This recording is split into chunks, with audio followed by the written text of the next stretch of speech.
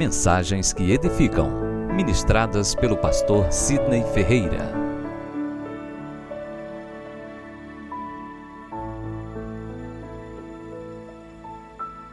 Queridos, quantos trouxeram sua Bíblia? Posso ouvir um amém? Glória a Deus. Vamos abrir a Bíblia em Eclesiastes capítulo 7, versículo 8. Mediante a sua bondade, benignidade, fidelidade, venha falar conosco através de sua palavra, usando esse servo aqui como instrumento em suas mãos. Eclesiastes capítulo 7, versículo 8.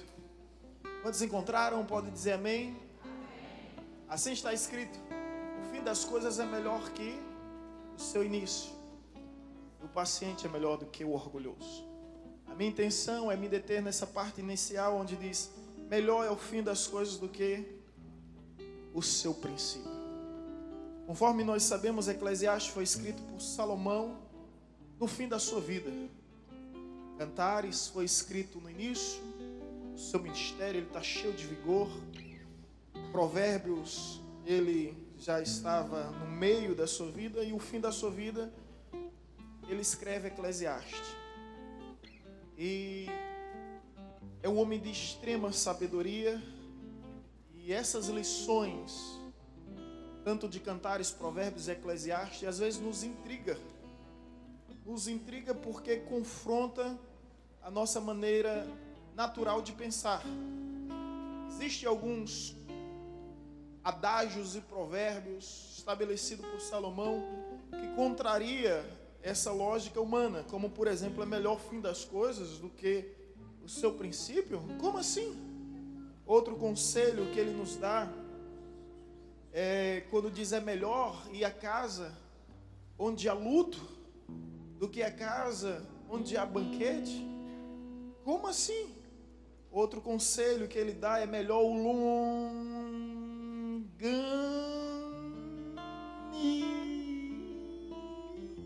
bom do que o herói de guerra. Aquele que domina a si mesmo é mais forte do que aquele que conquista uma cidade.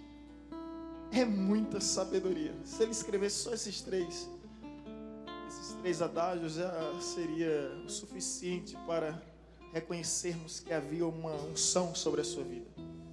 Mas hoje eu gostaria de me deter entre esses provérbios, essas lições que nos confronta, que nos deixa um tanto que pasmo. E essa é uma delas. Melhor é o fim das coisas do que o seu princípio. O fim das coisas é melhor do que o seu início.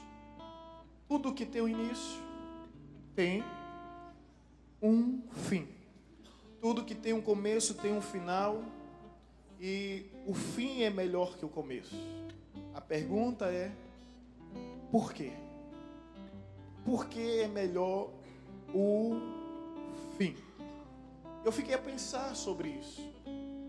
Cheguei a algumas conclusões para facilitar a minha compreensão, que não é tão difícil.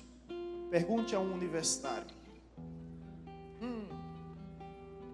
qual foi o melhor momento da vida dele? Foi quando ele entrou ou se ingressou na universidade?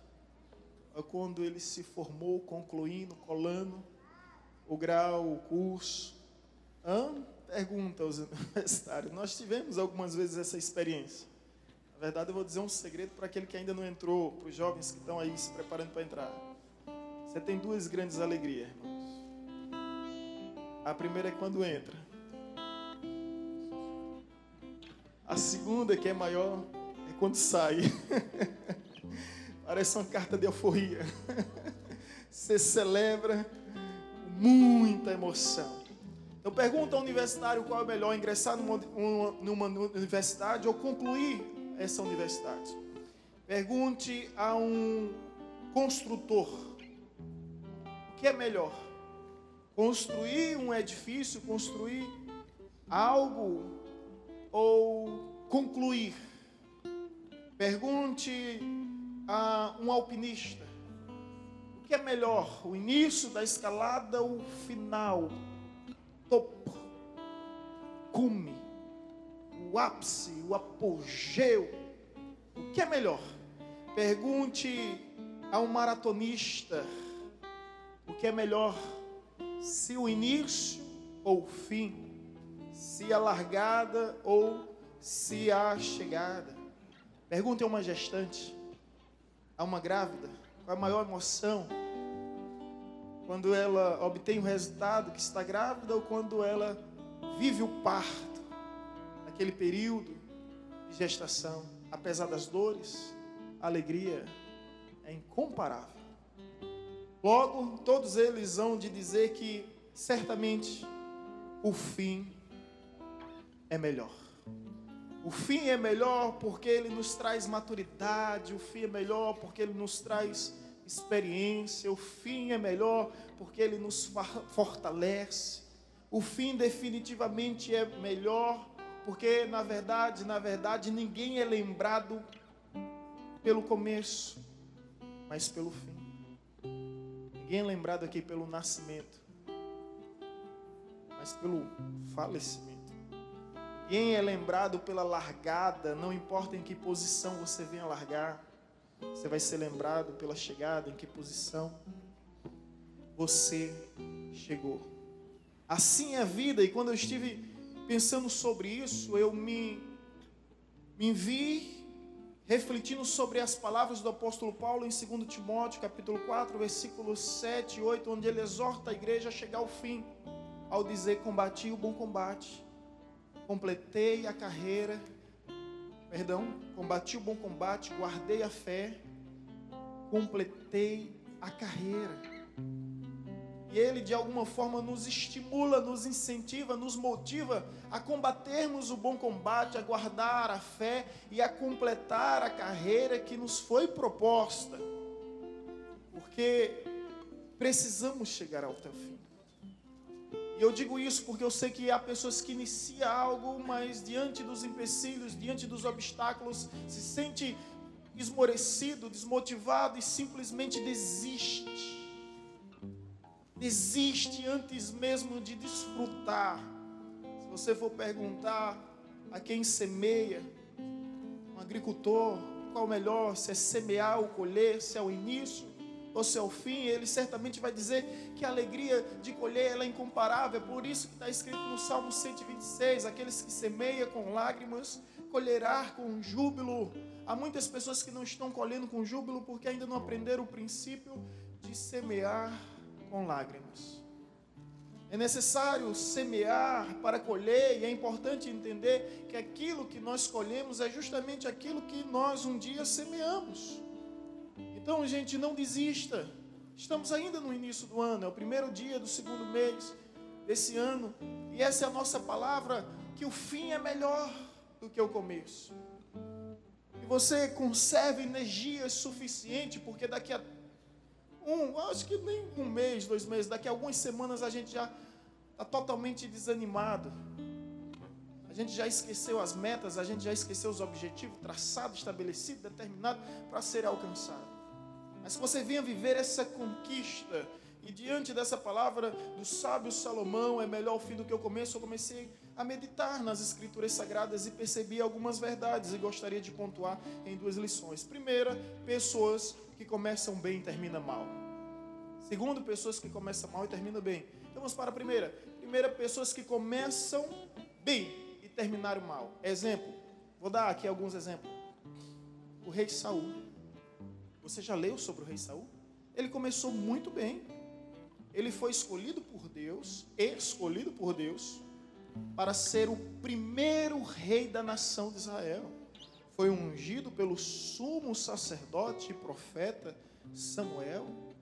Ele estava em busca das jumentinhas do seu pai, e ali de repente Deus tinha provocado e proporcionado o cenário ideal. Ele é escolhido, foi consagrado, e uma das suas primeiras ações foi livrar o povo de Israel das mãos dos amonitas, que já eram escravizados há muito tempo. Também livrou Israel da mão dos filisteus. E se você for ver Saul, eu te desafio a ler a história de Saul. Quando ele é ungido como rei, há muitas críticas. E ele, a Bíblia diz, Saul se fez de surdo. Está lá escrito em 1 Samuel. E Saul se fez de surdo. Ele não deu ouvido às críticas. Ele se concentrou e focou. Ele tinha um foco, ele tinha um alvo. Você vai ver coisas extraordinárias da vida dele, porque quando ele vence a guerra, volta, as pessoas dizem: Saul, vamos matar todos aqueles que te criticaram. Ele disse: não, hoje não haverá luta em Israel. Hoje é dia de festa, hoje é dia de celebração. E você vai olhando um homem e você vai se encantando com ele. Que coisa extraordinária. Quando ele vê um gigante desafiando, um gigante de quase 3 metros de altura, chamado Golias, desafiando o exército, sabe o que ele diz? Eu dou a minha filha para quem derrotar esse homem. Ele oferece a sua filha.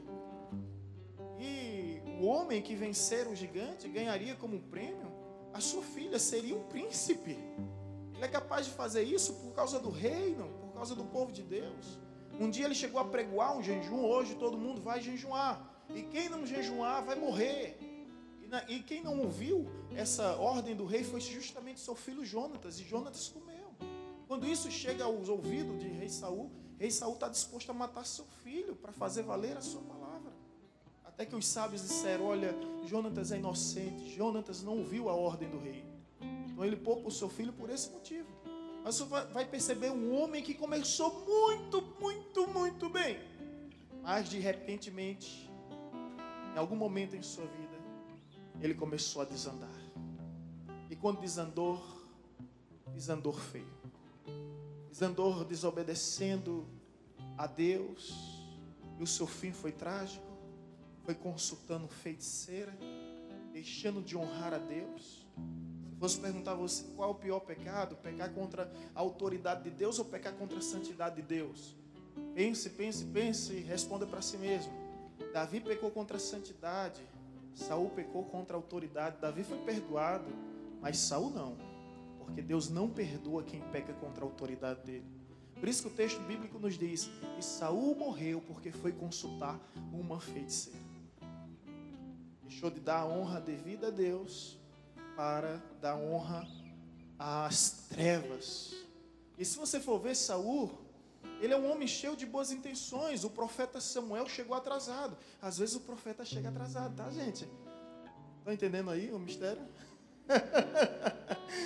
E quando o profeta chegou atrasado, justamente o profeta chegou atrasado, o sumo sacerdote Samuel chegou atrasado, o rei Saul disse: já que ele até agora não veio, eu vou me antecipar e fazer o sacrifício a Deus. Quando o profeta chegou naquele lugar e viu aquilo que estava sendo feito, disse: pecaste contra Deus. Os erros de Saul foi justamente ser aquilo que Deus não queria que ele fosse. Tenha cuidado nisso. Não queira ser aquilo que Deus não estabeleceu para que você fosse. Você está perdendo tempo, você está perdendo energia, você está perdendo força para isso. Em um lugar que não é o seu lugar. Saul tinha boas intenções. Antecipar, o pessoal estava tudo avexado, como diz o bom nordestino do sertão, estava tudo avexado, tudo com pressa. Ele tentou fazer o bem. E depois o seu segundo pecado, 3 pecados de Saul, né? O primeiro foi esse: se colocar no lugar do sacerdote, fazer sacrifício, Deus reprovou. O segundo, Deus diz: olha, vai lá e mata tudo que for dos amalequitas.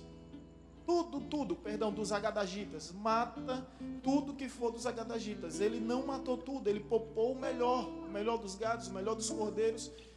E quando o profeta ouviu o som do balido das ovelhas, que é isso? Deus não mandou matar tudo? Profeta, Deus mandou matar tudo, mas a gente escolheu poupar o melhor para oferecer um sacrifício a Deus. Aí foi na hora que o profeta disse: está reprovado. A partir de hoje, teu reino já não subsiste. Deus levantará um para te substituir. Porque se você pensa que você é insubstituível, lembre-se, todos que pensaram assim dançaram, e dançaram feio. Deus sempre levanta alguém, porque a obra do Senhor não pode parar. Na medida que, olha que interessante, na medida que o rei Saul, que o profeta Samuel simplesmente dá as costas, o rei Saul vai ao encontro dele e rasga as vestes, querendo chamar a atenção, e diz: me honra perante os homens. Olha a preocupação de Saul. Me honra perante os homens. Diferente de Davi, quando está sendo confrontado com Natã, o que é que Davi diz? Pequei contra os céus, pequei contra a terra, não sou digno de me assentar no trono. Ele coloca seu cargo à disposição de Deus. Já Saul não. Saul me honra perante os homens. O interesse dele é a sua reputação, nunca o seu caráter. O profeta Samuel, o sumo sacerdote, o profeta, olha para trás e disse: assim como rasgaste minhas vestes, o Senhor hoje definitivamente rasgou o reino de ti. Mas isso não foi instantâneo, imediato. Passou uns 15 a 20 anos ainda. Mas essas lições de um homem que começou muito bem, depois daí ele, olha só, ele procura a voz de Deus no Turim, no Putim, ele procura a voz de Deus de todas as formas, de todas as maneiras, e Deus não fala com ele.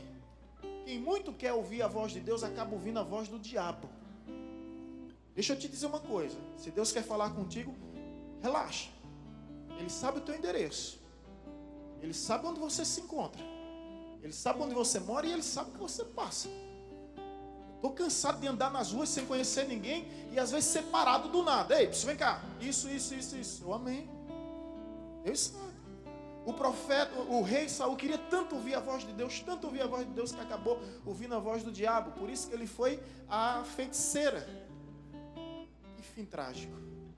Sabe como ele morreu? Morreu por meio de um suicídio. Ele tirou sua própria vida.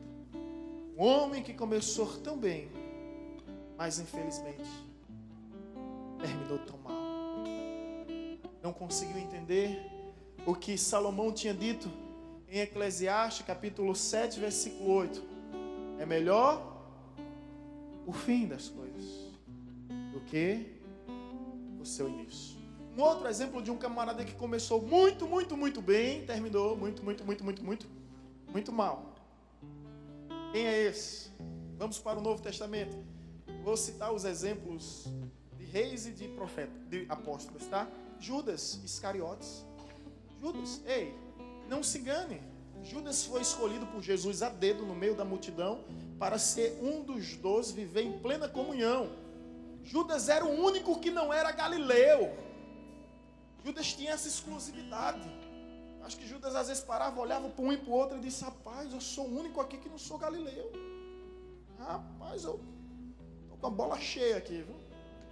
E outro detalhe, era o único que andava com a bolsa. Era o tesoureiro.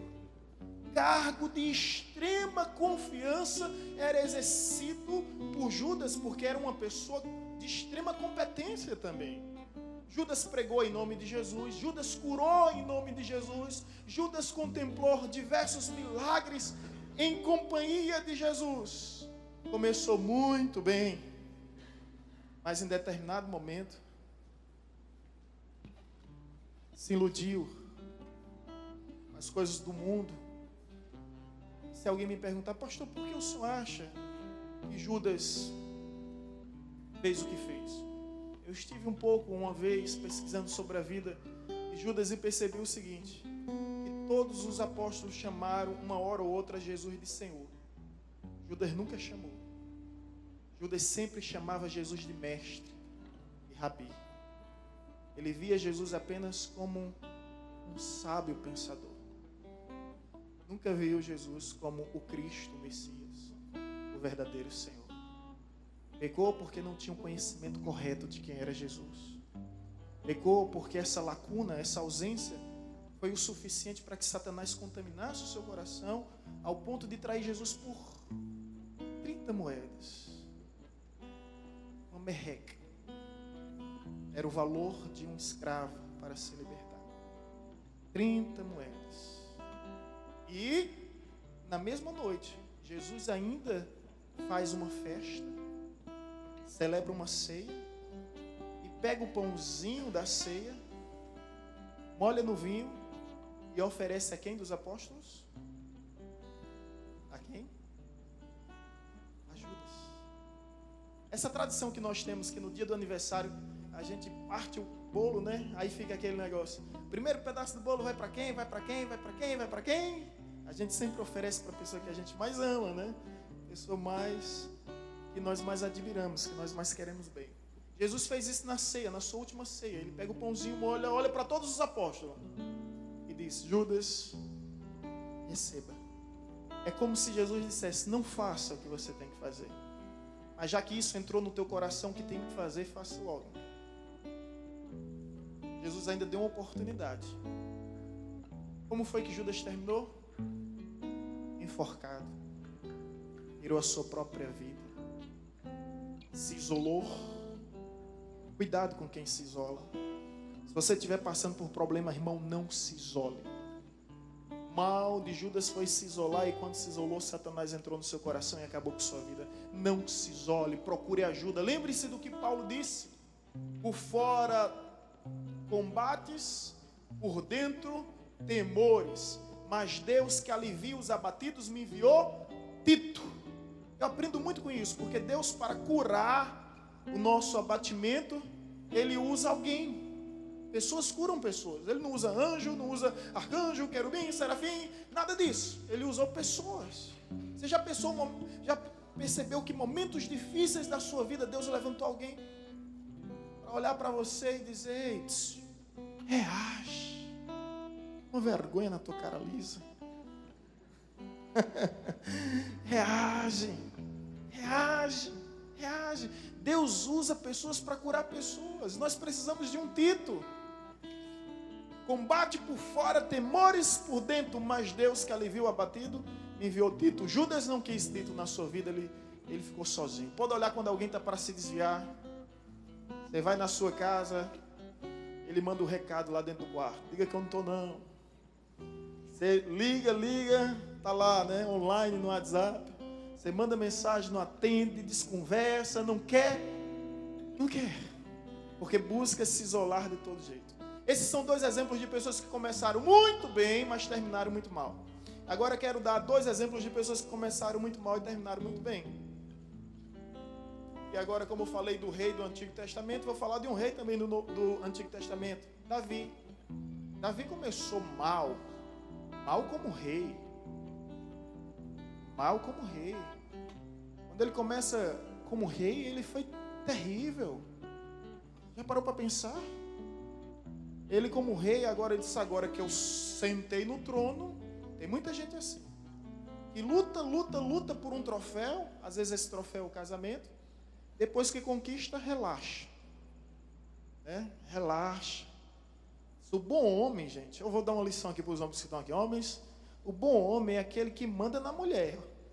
Que manda flores, que manda beijo, que manda abraço, que manda carta. Esse é o bom homem, né, mulheres? Esse é o bom homem. Pior que alguns camaradas casam, aí perdeu o encanto. Já não manda mais nada. Davi é o tipo de pessoa que assumiu o cargo, ganhou o título, o ofício, e a partir dali, não quer mais saber de ursos, não quer saber mais de leões, não quer saber mais de gigante. O general Joabe diz bem assim: Davi, está tendo guerra, vamos? Aí Davi: eu estou cansado, vou ficar no meu palácio. Terrível. Porque, como diz o adágio popular, mente vazia, a oficina do diabo. Pode perceber que as maiores tentações que lhe sobrevêm é quando você está sozinho. Às vezes vem pelo um clique. Ao invés de navegar na internet, você está naufragando na internet. Às vezes vem pelo um controle, mudando de canal. É quando você está sozinho. Até Jesus foi tentado sozinho. Cuidado quando você estiver sozinho, porque é o cenário ideal. Eva foi tentada como, gente? Ela estava sozinha. Adão não estava na hora. Aí Satanás aproveitou que mulher gosta de conversar e... desculpa, gente. Se incorporou na serpente e disse: agora, ei Eva, vamos conversar. Como é que está seu dia? Como é que estão as coisas? Eva se empolgou tanto que nem lembrava mais do fruto proibido. Então esteja atento. Dizem que quando Jesus ressuscitou, a primeira pessoa que ele apareceu foi a quem? A uma mulher. Porque ele queria que a notícia da ressurreição se propagasse o mais rápido possível. Coitadinha das bichinhas, né, rapaz? Esse pessoal judia das bichinhas. Mas vamos lá.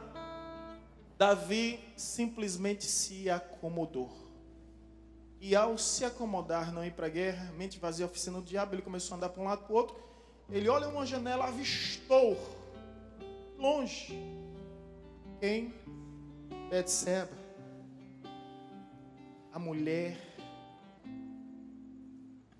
do seu leal escudeiro, Urias. Sabe alguém que eu tenho vontade de conhecer no céu? Urias. Isto foi macho, viu? Cabra macho. Aplaudir esses homens que de alguma forma nos estimularam a sermos melhores. Ele simplesmente se deita com a mulher de Urias, infringe o mandamento que diz não adulterarás, ele adultera. E a mulher de Urias percebe, porque a guerra não era uma semana, era meses, era ano, percebe que está grávida. E quando eles descobrem que estão grávidos, Davi manda chamar Urias para que ele quer forjar uma situação, para que Urias se deite com sua mulher e a partir dali pense que o filho é de Urias. Urias, pois não, Senhor, como é que está a situação? Estamos em guerra, Senhor. Tá certo, eu sei que vocês estão em guerra, mas vou te dar um repouso. Volte para sua casa, abraça sua esposa, relaxa, depois você volta. Não, Senhor. Por que não? Como eu descansaria enquanto a minha nação está em guerra? Volte para sua casa, isso é uma ordem. Urias finge que sai e fica nas portas do palácio real. Eu não mandei você ir para sua casa. Sim, Senhor. Por que você não foi? Porque eu estou aqui para proteger o meu rei, Senhor. Terrível, né? Aí Davi percebe que não tem jeito, manda uma carta para o general Joabe e diz: Urias, leva essa carta para o general Joabe. Quando essa carta chega no general Joabe, está tendo guerra. Aí general Joabe lê e diz bem assim: coloque Urias na frente da batalha. Urias, o rei está pedindo para que você vá para a frente da batalha. Urias não era bobo. Urias sabia que o rei estava querendo lhe matar. E ele vai. Ele não foge, não é um desertor. Ele simplesmente vai. Você percebe como Davi começou mal? Ou seja, além de infringir o mandamento não adulterarás, se infringir o mandamento não matarás. Você percebe como ele começa mal? Mas um dia o profeta Natan está diante de... Olha que sabedoria. O profeta Natan está diante de Davi e diz bem assim: Davi, eu preciso de uma orientação sua como rei. Olha que homem sábio. Pois não, profeta. Havia um homem que tinha mais de 100 ovelhas. E tinha um outro, coitado, que só tinha uma ovelha. Esse que tinha mais de 100 simplesmente matou a ovelhinha daquele que só tinha uma. E eu não sei o que fazer com esse que tinha tantas ovelhas e tirou a única ovelhinha daquele pobre coitado. Davi disse: mande matar esse homem. Aí o profeta age como profeta.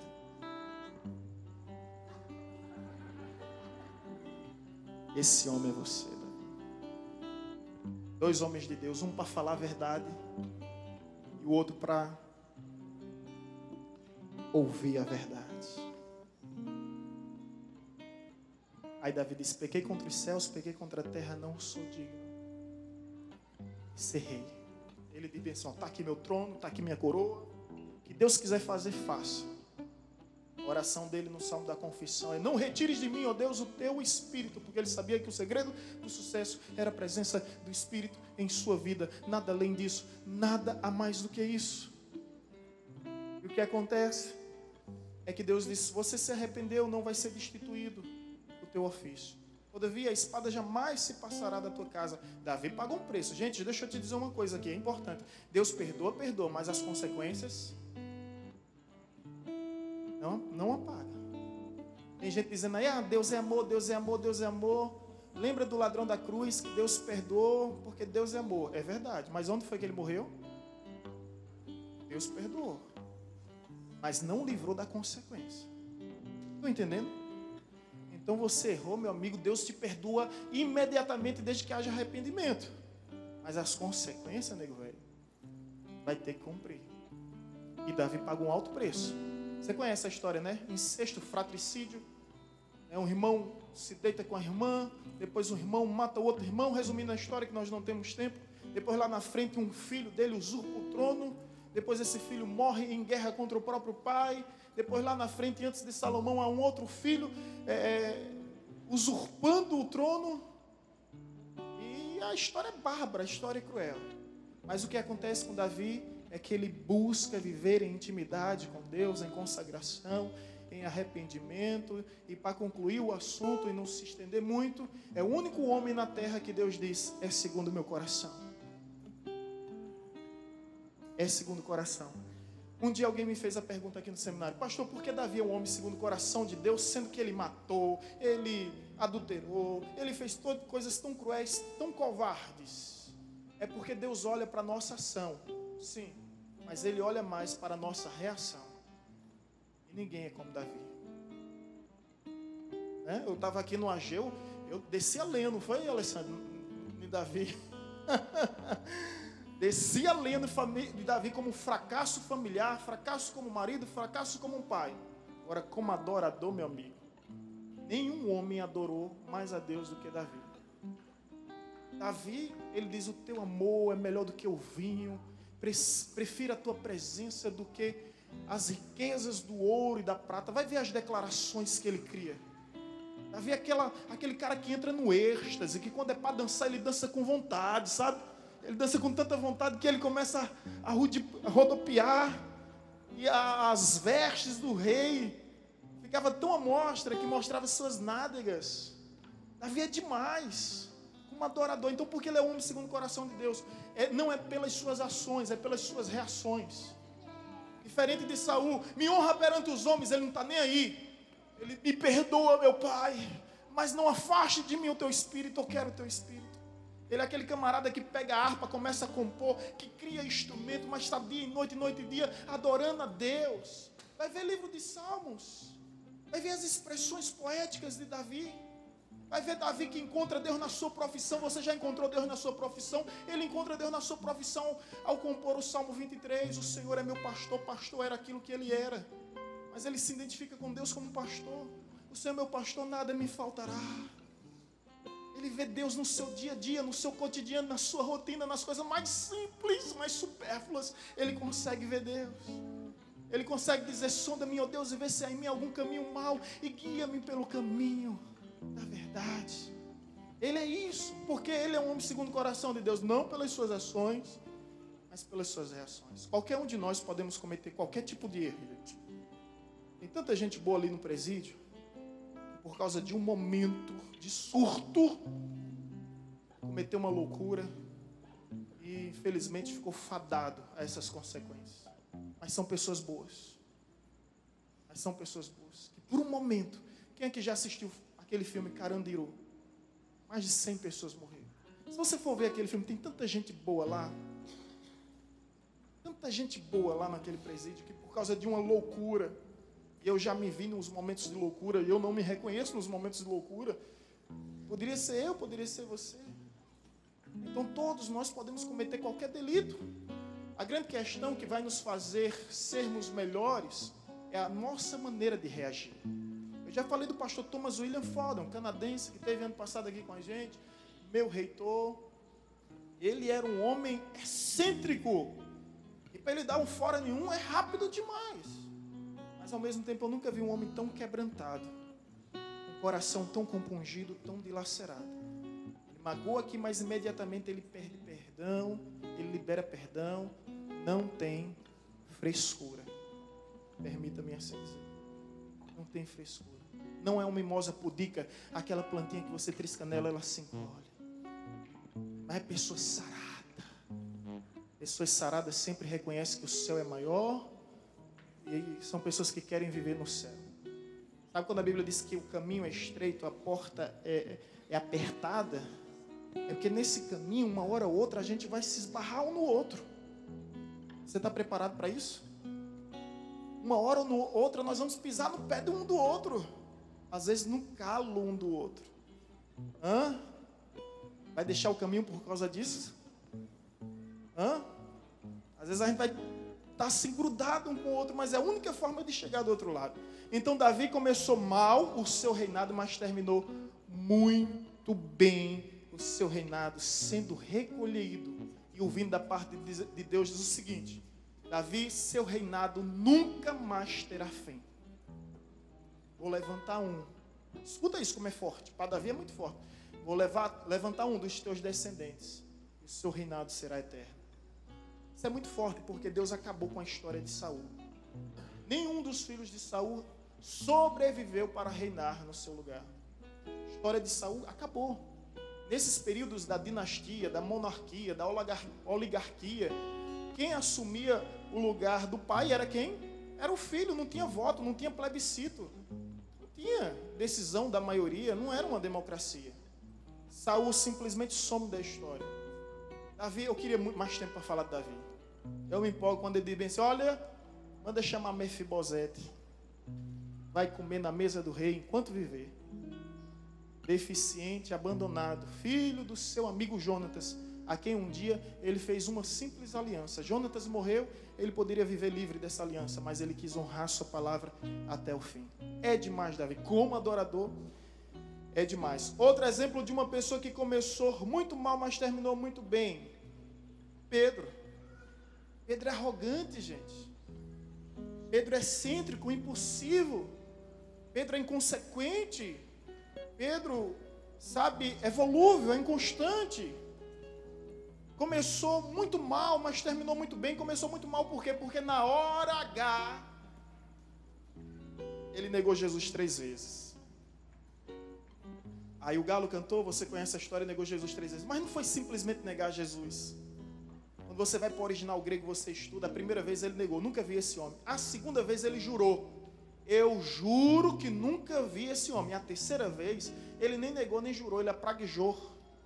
Praguejar é pior do que jurar. É aquilo que Jesus tinha dito, olha, seja a vossa palavra sim, sim, não, não. O que passa disso é procedência maligna. Praguejar, eu juro por Deus, pelo trono de Deus, que eu nunca vi esse homem. Na hora que ele fala isso, o galo começa a cantar. Nunca mais ele consegue dormir. É a síndrome do cântico do galo. Eu sei o que é isso. Em alguns momentos eu já vi esse galo cantando. É que eu matei esse infeliz para nunca mais cantar. Sabe? Aí Pedro nega. Pedro, quando nega, volta a ser pescador. Aquilo que Jesus tinha dito. Não vos chamei para ser pescadores de homens. Tinha tirado ele do mar, ele volta para o mar. Ele volta para aquele lugar. Ele estava tão arrasado, tão arruinado. Mas enfim, começou mal, terminou bem. Sabe por que terminou bem? Porque quando ele escreve a sua carta, a epístola, ele cita 9 vezes que ama a Deus. Lembra quando Jesus ressuscita? Ele diz, diga a Pedro e aos outros que eu estou vivo. Ele cita o nome de Pedro. Diga a Pedro e aos outros discípulos que eu estou vivo. Sabe por que ele cita o nome de Pedro? Sozinho, único nome a ser citado, porque Pedro já não se julgava digno de ser discípulo. Se Jesus dissesse, diga aos meus discípulos que eu estou vivo, vinha todo mundo menos Pedro, que tinha negado. E um oriental honra a palavra. Ele tinha negado, então ele não se sentia mais digno. Aí Jesus, quando ressuscita, diz, diga a Pedro e aos meus discípulos que eu estou vivo. Primeiro a chegar é Pedro. João entra primeiro. Não, João vem correndo, Pedro e João. João é mais novo, né? João chega primeiro, João chega primeiro no lugar, mas o primeiro a entrar no túmulo vazio é Pedro. Ele não quer saber de nada. Ele entra, cadê o meu Senhor? Cadê o meu Senhor? E Jesus depois aparece aí, ele pergunta 3 vezes, tu me amas, tu me amas, tu me amas? Pedro responde, tu sabes, tu sabes, tu sabes. Há uma lição extraordinária, uma pregação minha que está aí no YouTube, não lembro mais nenhum tema, que faz 3 perguntas no grego e Pedro responde à altura aquelas 3 respostas. Mas o que vem ao caso aqui é que Jesus disse bem, se apacenta o meu rebanho. E lá na frente, na sua carta, ele descreve 9 vezes que ama incondicionalmente a Deus. E quando chega a hora de morrer, querem crucificar Pedro por ser apóstolo de Jesus. E Pedro diz, eu não sou digno de morrer igual a Jesus. Por favor, me coloque de cabeça para baixo. E ele morre de cabeça para baixo. Mas não negou Jesus. Essa é a história de Pedro. Que se tornou o maior entre os apóstolos. Deixa eu te contar uma historinha mais de um personagem que também começou mal, mas terminou bem. Mas ela tem uma lição que eu gostaria de deixar hoje aqui para a igreja. Paulo. Ele começa como Saulo. E como Saulo, ele começa a perseguir e matar. Escuta isso. Ao perseguir e matar, ele começa muito mal, porque ele quer acabar com o cristianismo. Mas quando Cristo se revela a ele, se revela como ele era Saulo. Sabe o que significa Saulo? Grande. E Cristo muda o nome dele para Paulo. Sabe o que significa Paulo? Pequeno. Sabe o que é que eu aprendo com isso? Deus pode salvar aquele que é grande. Mas Deus só usa aquele que é pequeno. Você vê o início de Paulo, começou ruim, mas você vê o seu término, começou maravilhosamente bem, sendo decapitado, ajoelhado, mas testemunhando do Evangelho de Cristo para todos os povos. Volto a dizer, Deus pode salvar alguém grande, mas Deus muda o nome, bota Paulo que é pequeno, e Deus só usa quem for pequeno. É ser o primeiro, aprenda a ser o último. Quer ganhar? Aprenda a perder. É ser Senhor? Aprenda a ser servo. Quero concluir com as palavras de Deus a Daniel, no capítulo Daniel 12, 13, onde Deus diz o seguinte, se você puder abrir.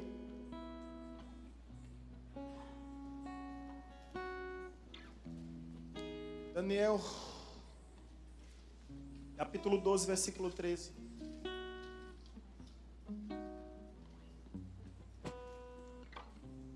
Amém?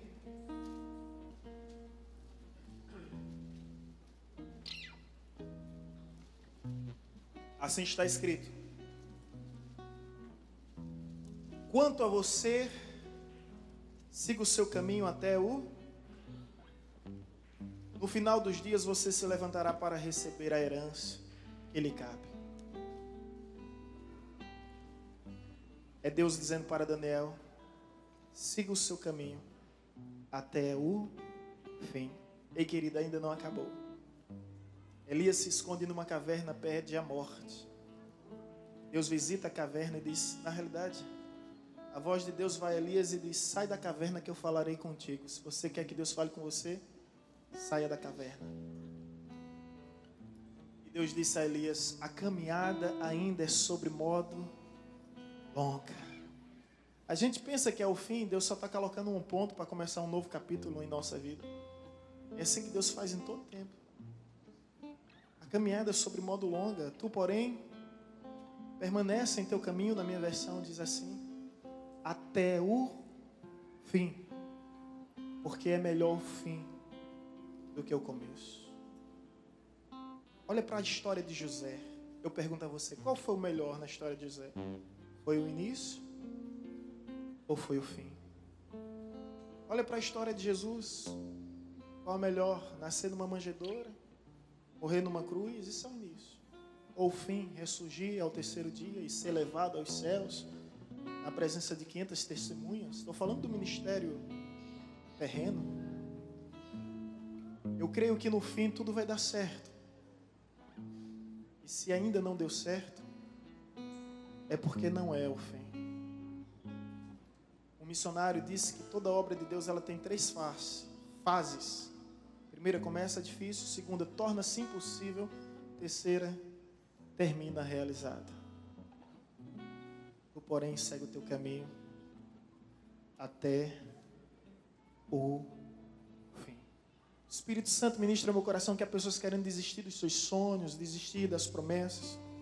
Mas a palavra de Deus nos diz no livro da Revelação, aquele que perseverar até o fim, esse será salvo, esse será coroado, esse vencerá, aquele que perseverar até o fim.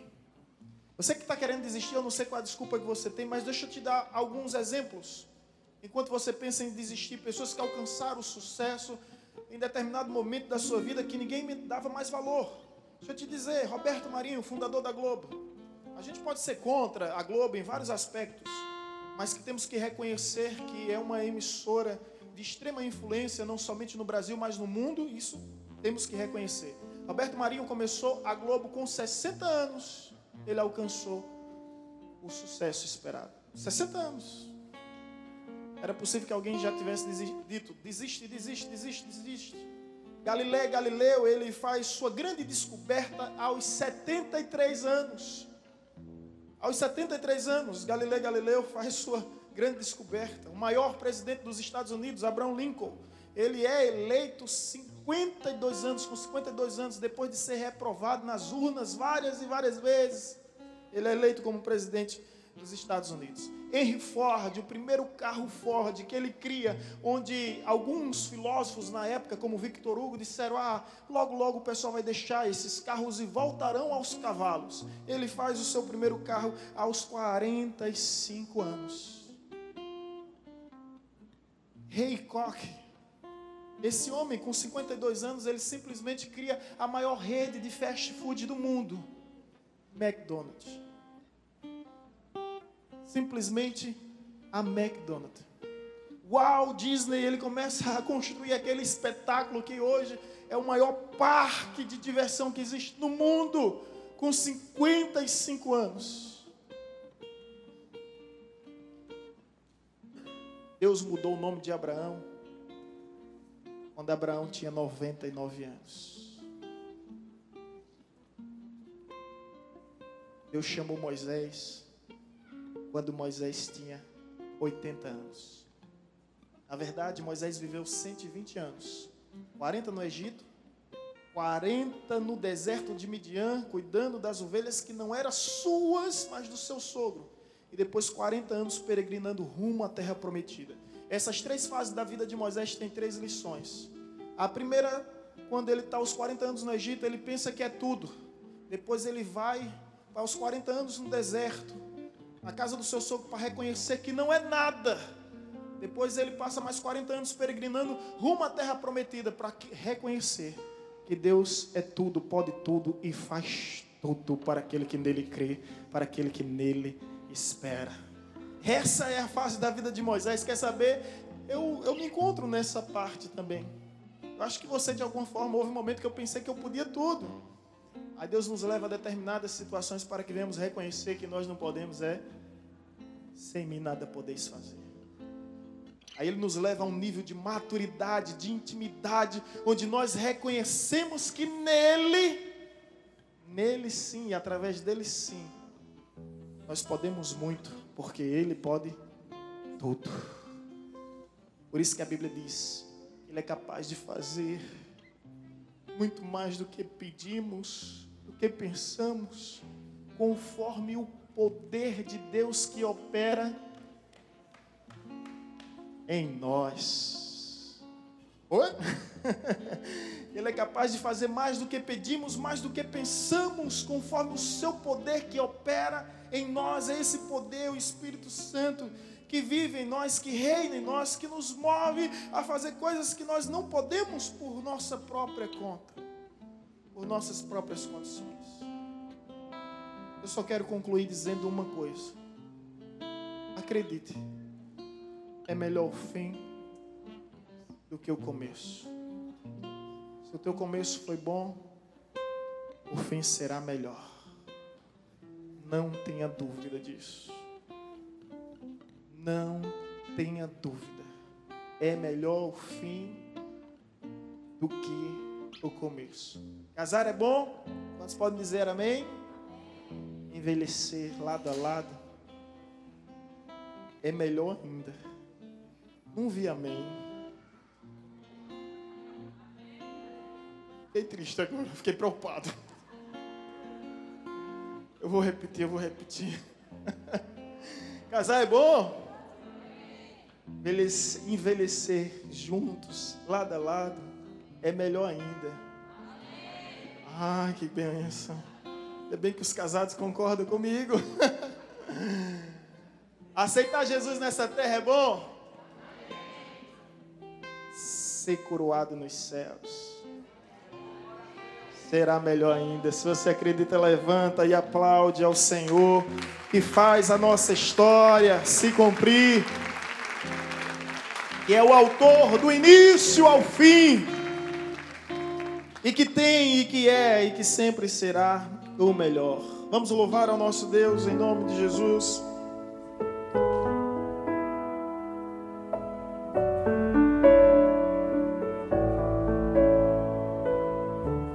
Você acabou de ouvir uma mensagem ministrada pelo pastor Sidney Ferreira, da Igreja Batista Evangelizadora.